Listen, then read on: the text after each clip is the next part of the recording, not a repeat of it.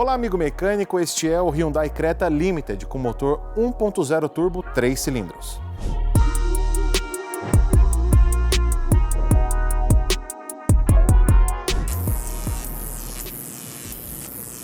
O segmento dos SUVs compactos aqui no Brasil é o mais cobiçado pelas fabricantes de automóveis.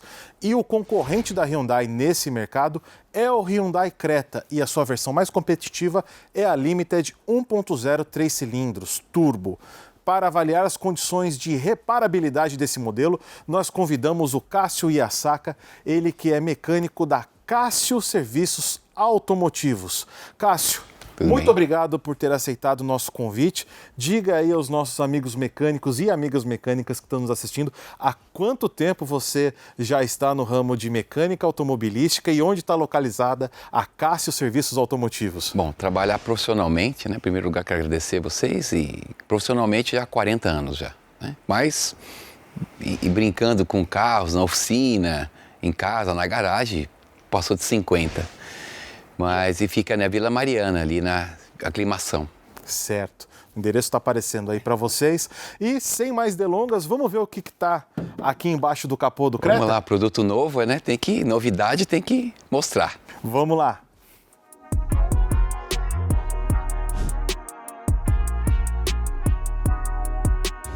Cássio, a primeira impressão aqui que a gente tem no Creta é que tem bastante espaço para trabalho. Quais são suas primeiras impressões, os primeiros detalhes que você vê quando a gente abre o capô do Hyundai Creta?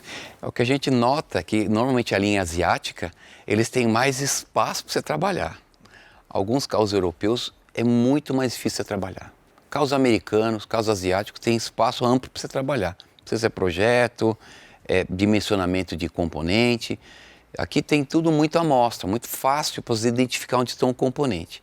Quem tem uma noção básica de mecânica mesmo e conhece um pouquinho de motor turbo alimentado, consegue identificar a localização de todos os componentes de maneira muito fácil. Já começando diretamente com o sistema de injeção, que é o grande chamariz desse motor 1.0 3 cilindros.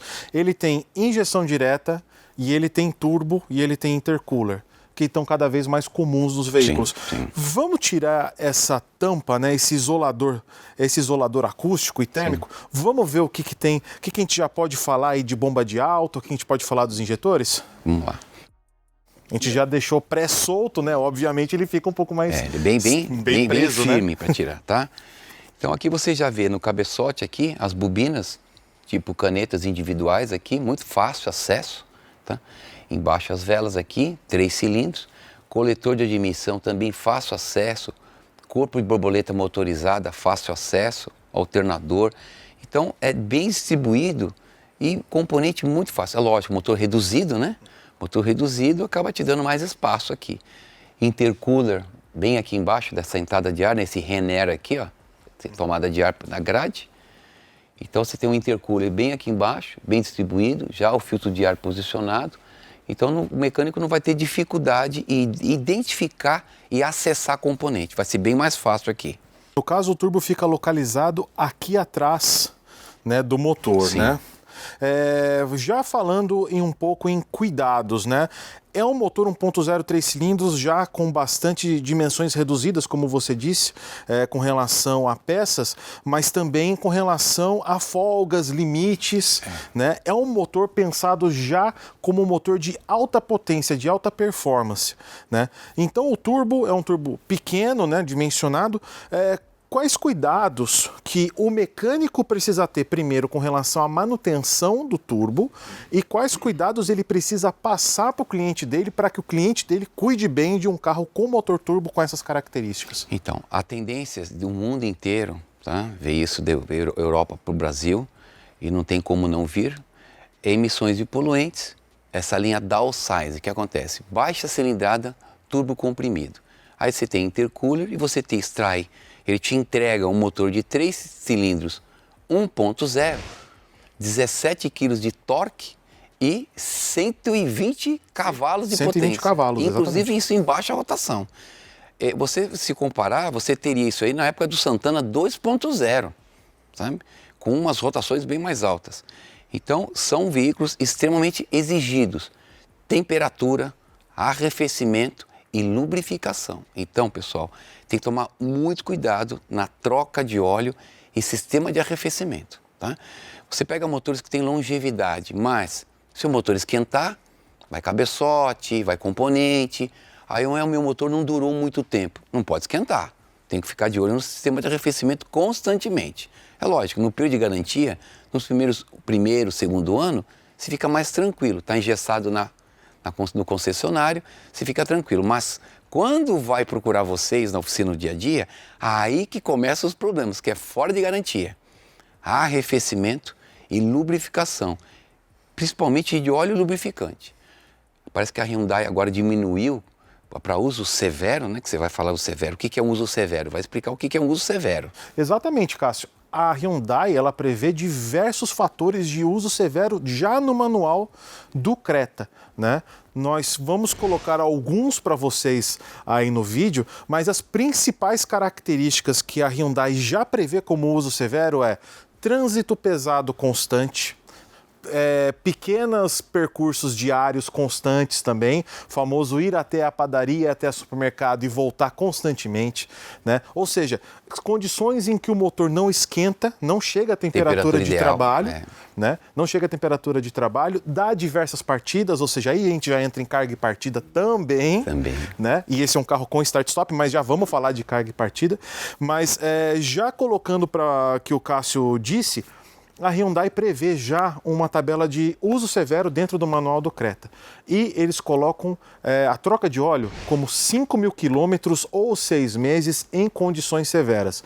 Porém, essas condições severas são as condições cotidianas de praticamente todo mundo que tem carro para uso individual. Justamente. Todo dia, não só aqueles que trabalham com carro, como, por exemplo, aplicativo, táxi, frota de empresa e tudo ou mais. Então, é um carro, né? O Creta é um carro voltado para uso urbano, né? E que vai com certeza sofrer esse uso severo e tem que utilizar o óleo indicado pela fabricante. Sem dúvida nenhuma, isso aí é fundamental. Tudo que vocês forem fazer na reparabilidade, componente de substituição, tem que manter um padrão do fabricante, tá?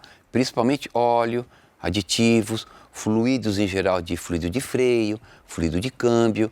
Tem que ser recomendação, especificação da norma do fabricante, tá? Porque tudo que você não fizer dessa forma, nada vai funcionar 100%. E às vezes o problema está aí. É justamente componente e manutenção fora da especificação do fabricante. Aí vocês vão ter um problema sério. A Hyundai no manual do Creta prevê duas especificações de viscosidade para óleo, 5W30 e 0W30. Porém, existem classificações de desempenho para cada uma que devem ser respeitadas. E a Hyundai é bastante clara quando ela recomenda, ela sugere, né, que ela prefere o uso do óleo 0W30, já um óleo com especificações avançadas de desempenho.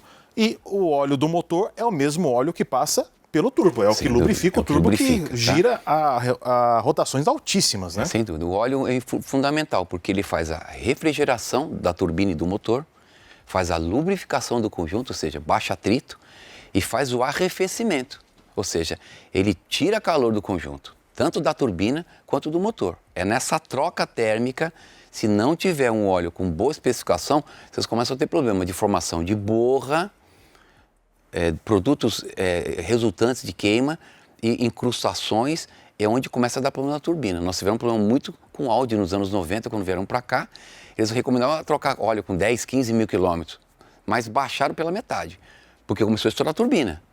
Não estourava a turbina, é que ele contaminava o óleo, criava borra e sujeiras internas, detrito, graxas e entupia a tubulação, e aí queima a turbina. Aí o prejuízo é grande, porque uma turbininha dessa aqui não deve ser menos de 15 a 20 mil reais. E colocando então, né, não é uma questão do projeto do veículo, mas assim a condição de manutenção que não foi adequada. Justamente. Se você pegar um carro desse que só pega estrada, provavelmente você vai trocar óleo realmente com 10 mil quilômetros. Mas a condição de uso dele em São Paulo, ou um trânsito pesado, principalmente é um SUV. Normalmente, qual é o público-alvo? Normalmente mulheres com família, com família maior, com os filhos. Então, normalmente os trajetos são diferentes. Às vezes a mulherada trabalha com carro, vai no escritório, mas é perto. E esses trajetos curtos que é um grande problema de uso severo, Tá? Não atinge temperatura de trabalho, dilatação de componente, temperatura de lubrificação correta e começa a gerar esses contaminantes, inclusive do nosso próprio combustível. Uma hora põe álcool, uma hora põe gasolina.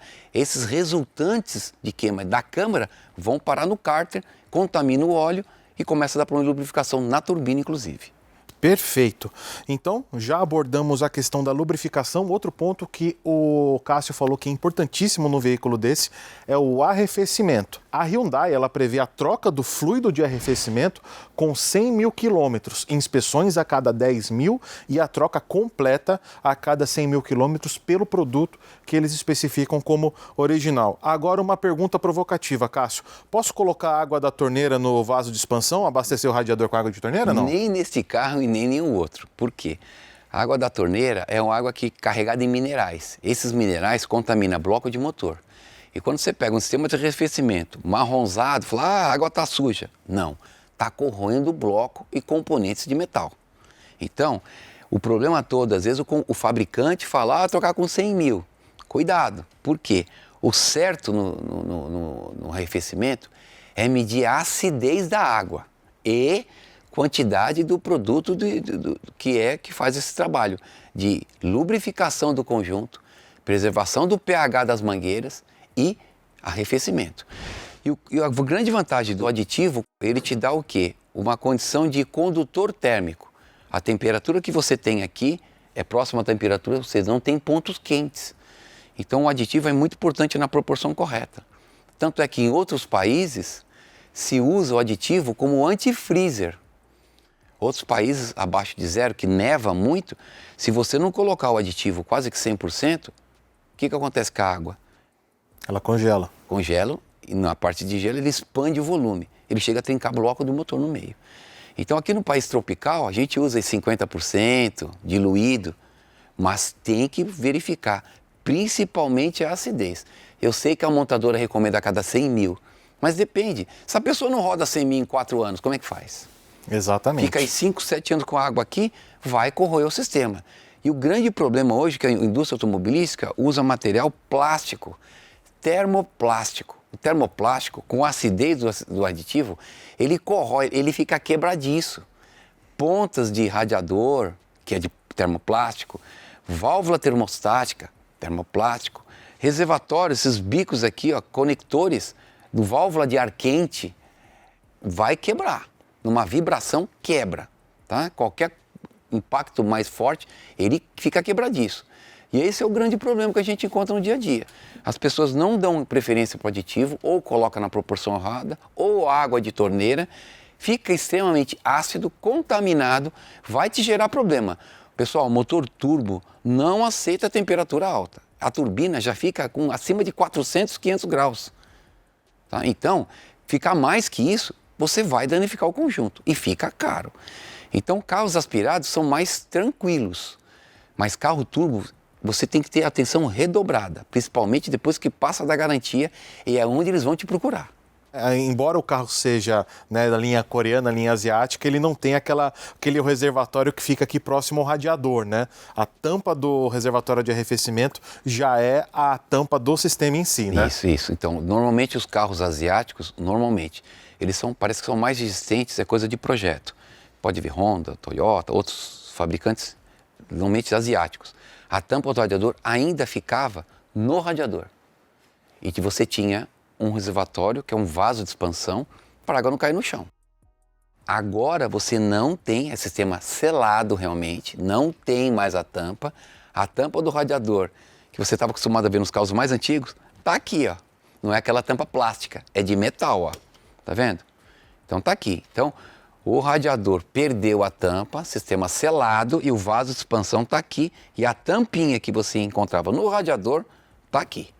Tá? Então, esse controle que você tem que fazer, principalmente dessa pressão da tampa, pessoal.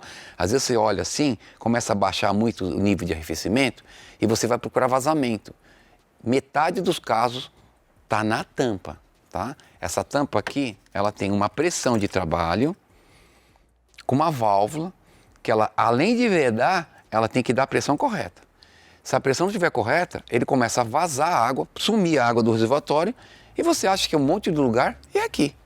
Então, o primeiro passo, testar sempre a tampa. Se não tem nenhum tipo de vazamento físico, líquido no chão, vai testar a tampa. Metade dos casos está na tampa e deve ser trocada a cada período, tá? Normalmente a cada 2, 3 anos, troca essa tampa aqui. Barato, e por causa dessa, você pode dar um problema de cabeçote e danificar a turbina. Se você é usuário final, pelo amor de Deus, não me tire essa tampa com motor quente, tá? De jeito nenhum. Toda a tampa dessa aqui, qualquer tampa de radiador, tá aqui, ó. Indicação para você não abrir com ele quente. Abriu, é igual com pressão, a tendência é jogar para fora e água quente, vão se machucar. Suspeitou de problema, leve ao seu mecânico de confiança, tá? Não demole, porque isso aqui pode machucar, causar ferimentos sérios a quem estiver operando incorretamente. Falamos de lubrificação, falamos de arrefecimento. Outra coisa muito sensível em carros atuais é o sistema de carga e partida, neste caso especificamente pela existência do start-stop. A partida precisa tomar muito cuidado hoje em dia, porque o sistema elétrico é muito exigido, tá? Antigamente você tinha as baterias grandes com CCA. O que é o CCA? É a corrente partida disponível para você, tá? Quando você vai dar a partida, os sistemas não podem ter muita oscilação. Sistema eletrônico, oscilação muita carga, você pode ter sistemas, travamento, de perda de software, de memórias, tá? Então o CCA da bateria é muito importante. Essa bateria é uma bateria pequena, de 60 amperes, tá? Para um carro com quantidade de eletroeletrônica que tem start-stop, direção elétrica, sistema eletrônico de borboleta de aceleração. Então, o CCA dela é 640 de CCA. Então, precisa tomar muito cuidado na troca da bateria. A gente fala tudo isso para vocês. Enquanto está na garantia, é lindo, porque o proprietário vai no concessionário. O problema é depois de que sai da garantia, começa a procurá-los para fazer manutenção. Aí você tem que ficar muito atento com relação a essas especificações. Não pode pôr uma bateria menor que essa, tá? E às vezes a bateria original, ela é menor, 60 amperes, mas o CCA dela é grande. Então não adianta você pôr uma bateria de 60 amperes com CCA fora de especificação. Vocês vão ter problema, dá travamento de injeção, às vezes dá problema de câmbio. É muito comum as pessoas nos procuram na oficina, colocar a bateria menor, não é menor, 60 amperes, mas o CCA dela é muito baixo, porque ela é mais barata. Quando você vai pôr, entra câmbio e emergência, começa a ter problema de eletrônica. Esse carro tem um painel de 7 polegadas no painel de instrumentos e mais quase 10 polegadas no kit multimídia, fora a eletrônica embarcada que você tem na parte de motorização. Inclusive, um importante, o servofreio, nós vamos falar sobre o servofreio dele, ele tem bomba de vácuo. Então, precisa tomar muito cuidado. Hoje, veículos aí tem bomba de água elétrica, bomba de combustível. Então, precisa tomar muito cuidado com a bateria. O CCA da bateria é extremamente importante. Perfeito. Você citou o servofreio. Vamos partir para freio. Em primeiro lugar, explica para quem está nos assistindo por que um veículo desse precisa de uma bomba de vácuo específica para o servofreio? Bom, são duas questões. O motor 1.0, tá? E o problema do turbo. O turbo, quando dá pressão, ele dá uma pressão positiva, ou seja, a depressão que você precisa para funcionar o servofreio, às vezes você não tem. Quando está enchendo a turbina, tem momentos que você não tem. O servofreio não funciona, porque ele funciona com o quê? Pressão negativa, vácuo. A partir do momento que você dá pressão positiva, você perdeu isso. Então você pode ter problema de uma freada com eficiência ruim. Então precisa ter uma bomba de vácuo para dar essa sucção para o freio funcionar de maneira assistida. Ele não tem a depressão que ele pegaria ali do coletor de admissão, então, né? O motor aspirado tem depressão a todo momento abaixo da borboleta, né? Menos da aceleração. Mas na borboleta fechada, você tem um vácuo máximo, depressão máxima do tato fechado. Então você tem, por exemplo, quando você desce uma serra, ele está escrito lá, desça engrenado. Você reduz a marcha, a depressão é máxima. Se você estiver acelerando esse veículo com a pressão inserida no motor na aceleração, o servofreio vai ficar praticamente mecânico. É aí que você precisa ter uma bomba de vácuo para dar auxílio nessa situação, nessa condição. Outro detalhe desse freio é que a tampa aqui do reservatório de fluido diz aqui DOT 3 ou 4, porém quando você vê o manual, o único fluido recomendado é o DOT 4. Então é um ponto interessante da gente observar, né? O que a gente conhece de fluido de freio, quanto melhor a especificação, DOT 3, DOT 4, 5.1 é resistência à temperatura, tá? Então ele tem uma resistência maior para não dar problema de ebulição. Se pega muita estrada, carro carregado, serra, eu recomendo o DOT.4, que ele é mais resistente à temperatura, ok? Ele vai dar menos problema de temperatura, porque quando o freio aquece, todo o conjunto aquece, o flexível aquece, a pinça de freio aquece, a temperatura do fluido é trocada com o fluido de freio também. Então, se ele entrar em ebulição, o que acontece na descida de serra quando perde o freio? É justamente isso daí. Tá? Aí você espera esfriar, o freio retoma, porque o fluido de freio foi contaminado. Então, carros de performance esportivos é 5.1 AeroKeep para dissipação de calor. Potência de freio, pessoal, é área de contato e dissipação de calor. Se você conseguir isso daí, você vai ter um freio com eficiência. Perfeito. O módulo do ABS ele fica bastante exposto aqui atrás da torre de suspensão, né? Sim. Mas ele tem um fácil acesso, tá vendo aqui? Ó? Hoje os módulos estão, o módulo, a unidade hidráulica integrado, tá bem fácil aqui acesso.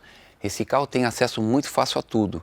Tá? Todos os componentes no lugar, visualmente você consegue acessar muito fácil, desde sensor de oxigênio, primeira sonda 1, lá atrás inferior. Todo o sistema é muito fácil de vocês mexerem, tá? Não vão ter problema nenhum com relação à manutenção. Outro ponto que é de atenção em um motor 3 cilindros é o coxim do motor. Ele é bastante grande, né? Ele é grande e fica também em fácil acesso aí, né? Para examinar. Sim. O estado dele também é um ponto de atenção. Esses suportes do motor, né? Esses suportes do motor estão posicionados hoje de maneira muito fácil. A gente fala que a carga tem a suspensa e a suspendida. Então ele fica sistema tipo balança e fácil de vocês acessarem, tá?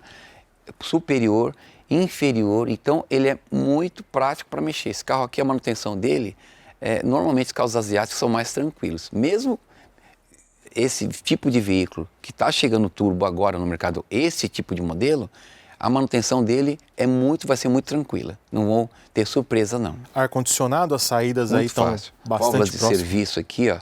Válvula de serviço bem fácil acesso, de alta, de baixa. Bomba de alta aqui, ó. Olha aqui, ó. Tem isolador aqui, ó. Bomba de alta tá aqui, sempre mecânica, a maioria dos casos, tá? Com regulador, fácil acesso, coletor, as velas com fácil acesso, as válvulas injetoras também fácil acesso. Então vocês não vão ter problema nenhum. Troca de velas prevista a 60 mil quilômetros para esse veículo, tá? Normalmente são velas iridium, né? Vela de irídio tem uma chama melhor, uma queima mais completa e faz com que você rode mais tempo, mais quilômetros, sem precisar fazer troca.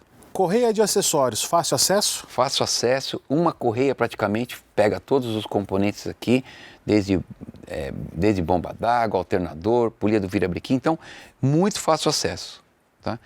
Só tomar sempre cuidado quando for desmontar, tem que tirar alguns componentes de perto para poder acessar. Às vezes o mecânico quer ganhar tempo e não desmonta. Quando puxa, às vezes acaba quebrando, porque apesar do habitáculo de um motor ser grande, são componentes bem juntinhos. Então você tem que ir fazendo espaço para você trabalhar. Grupo óptico também está bastante fácil aí, né? Tá. Esses faróis aqui é full LED, ou seja, você tem LED na baixa, na alta, tá? No daylight, que eles chamam agora, e a fácil acesso à troca das lâmpadas. Tem veículos, principalmente do lado esquerdo, onde está a bateria, que você tem ou tira a bateria ou só tira o para-choque. Esse aqui não. Apesar do tamanho dele, grupo óptico grande, você tem acesso fácil aqui atrás, tá? Muito fácil. Então essa é a maior reclamação dos reparadores com veículos modernos. Você tinha que desmontar a frente inteira para trocar uma lâmpada. Esse aqui não, esse aqui é mais tranquilo. Tem amplo espaço para ter acesso para troca de lâmpadas. Porém, pelo desenho, né, pelo desenho desse Hyundai Creta, o grupo óptico ele fica integrado ao para-choque. Se você tiver que trocar o grupo inteiro... Você tem que tirar a capa do para-choque. Aí tem que tirar o para-choque fora, né? Tá? Se for o caso de mexer no grupo óptico, tem que tirar. Ainda em eletrônica, vamos falar dos módulos? Vamos lá. Chega mais. Cássio, o módulo de injeção está bastante visível aí, né? Tá. O acesso é muito fácil desse carro também. Aqui, ó, tá aqui a central aqui, ó. Central eletrônica da injeção. Tá aqui a ECU, atrás da bateria. Filtro de ar também muito fácil acesso. Olha aqui, ó. Um encaixe fácil para você tirar e verificar. Tá vendo? Muito fácil. componentes da injeção, fácil acesso, corpo borboleta fácil. E o maior problema de mexer em turbina é que às vezes você tem que tirar alguns modelos de veículos, o coletor fica sobreposto. E você é obrigado a o quê? Desmontar coletores de admissão para poder acessar. Esse aqui está muito fácil, olha lá. Tá ali? Você tira o coletor do fundo, tá? Lembrando que sempre a parte de alta pressão, pessoal, é sempre um tubo de metal, tá? E baixa pressão é sempre um tubo, às vezes, de material Tecalon, nylon, plástico. Então, sempre de alta pressão, você vê um tubo rígido de metal, onde passa pressões aí acima de 150 bar de pressão, 170 bar de pressão, tá? Perfeito. Você ia mostrar pra gente a caixa de fusíveis. Sim, essa caixa de fusível aqui também, o acesso é fácil. Aqui, ó. Quando ele fala isso aqui, ó, é procurar o manual, tá? Lá o manual vai te dizer o fusível e os relés de acionamento de cada sistema. Tem alguns que tem aqui na tampa todo o mapeamento dos fusíveis aqui. Não é o caso, tem que procurar o manualzinho, tá? Então tá aqui, ó. Fácil acesso aos fusíveis, tá? Aos relés de acionamento. Tem até uma ferramentinha aqui, ó, para você poder tirar o fusível, porque esse aqui é um micro fusível. Tem um fusível, um mini e tem um micro. Esse é o menorzinho ainda, bem pequenininho. Olha o tamanho dele, tá bom? Mas tem acesso fácil a tudo. Por exemplo, outro importante também, torre de amortecedor. Tem alguns veículos SUV que você é obrigado a tirar toda essa capa para acessar. Isso aqui tá exposto aqui, ó, fácil para vocês. Aterramento fácil. Então vocês não vão ter problema nenhum no acesso à reparabilidade desse carro, que é muito tranquilo. Cássio, já abordamos praticamente todos os sistemas possíveis aqui embaixo do capô do Hyundai Creta Limited 1.0, 3 cilindros turbo com injeção direta, diversos recursos eletrônicos como mando figurino para um veículo atual. O que você achou até agora da reparabilidade desse veículo? Tranquila. Esse tipo de carro aqui vocês não vão ter problema nenhum, tá? É lógico, a gente fica aí na mão dos concessionários no começo, né? Componente, principalmente o pessoal que mexe com fuleira e pintura, no começo é componente do concessionário.